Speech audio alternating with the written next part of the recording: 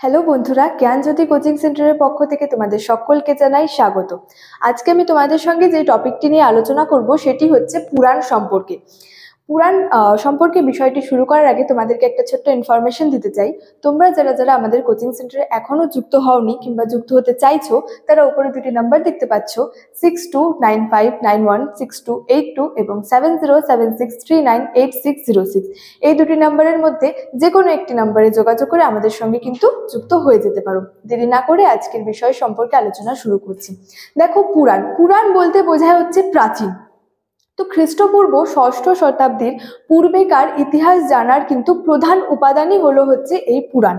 তো এই পুরাণ কিন্তু প্রাচীন ভারতের ইতিহাসের একটি গুরুত্বপূর্ণ উপাদান এবং এই পুরাণের গুরুত্বও কিন্তু অপরিসীম। তো এক্ষেত্রে বলা যায় যে পুরাণের সংখ্যা কয়টি? তো পুরাণের মোট সংখ্যা হলো হচ্ছে যে 18টি। এই পুরাণগুলির মধ্যে কি কি রয়েছে দেখো, এর মধ্যে রয়েছে বিষ্ণু পুরাণ, রয়েছে ব্রহ্ম পুরাণ, পদ্ম পুরাণ, ভাগবত পুরাণ, শৈব পুরাণ, মার্কেন্ডেয় পুরাণ, নারদীয় পুরাণ, ভবিষ্য পুরাণ, ব্রহ্ম বৈবর্ত পুরাণ, অগ্নি পুরাণ, বরাহ পুরাণ, স্কন্দ পুরাণ, লিঙ্গ পুরাণ, বামন পুরাণ।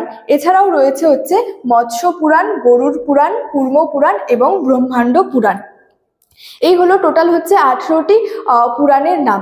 তো এই পুরাণগুলি থেকে কিন্তু যে প্রাচীন ভারতের যে সমস্ত রাজবংশগুলি ছিল সেই রাজবংশগুলির কিন্তু উৎপত্তি এবং সেই রাজবংশগুলির বংশতালিকা, এছাড়াও প্রাচীন ভারতের যে ভৌগোলিক অবস্থান সম্পর্কে, নদ নদী সম্পর্কে, এছাড়াও প্রাচীন শহর এবং তীর্থস্থানগুলি সম্পর্কে কিন্তু তীর্থস্থানগুলির বিবরণ কিন্তু পাওয়া যায়। অর্থাৎ এই পুরাণগুলি থেকে বিভিন্ন রাজবংশেরও পরিচয় পাওয়া যায়।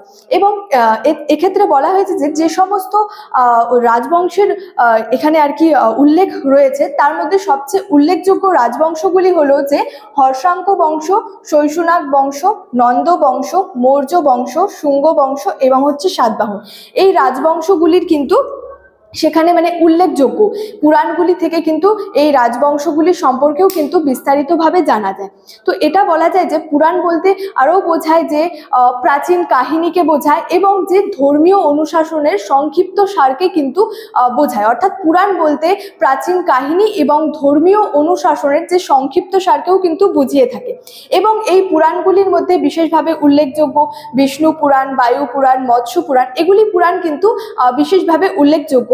এছাড়াও পুরাণের সংখ্যা তো বললামই যে পুরাণের সংখ্যা রয়েছে 18টি এবং সেই 18টি পুরাণের নামও কিন্তু আমি এখানে লিখে রেখেছি এবং তোমাদের সঙ্গে কিন্তু আমি আলোচনাও করলাম। তো এটাই বলা যায় যে পরিশেষে প্রাচীন ভারতের ইতিহাসের উপাদান হিসেবে কিন্তু এই পুরাণগুলির গুরুত্ব কিন্তু অপরিসীম।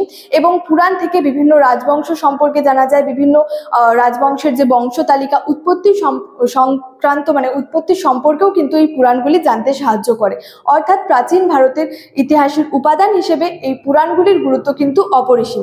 তো এই ছিল আজকে আলোচনার বিষয়। তোমাদের ভিডিওটি ভালো লাগলে অবশ্যই লাইক, কমেন্ট এবং বন্ধুদের সঙ্গে শেয়ার করতে কিন্তু একদমই ভুলবে না। তোমাদের সাথে দেখা হবে পরবর্তী ভিডিওতে নতুন কোনো টপিক নিয়ে। ততক্ষণের জন্য ভালো থেকো, সুস্থ থেকো। Thank you so much. Thanks for watching.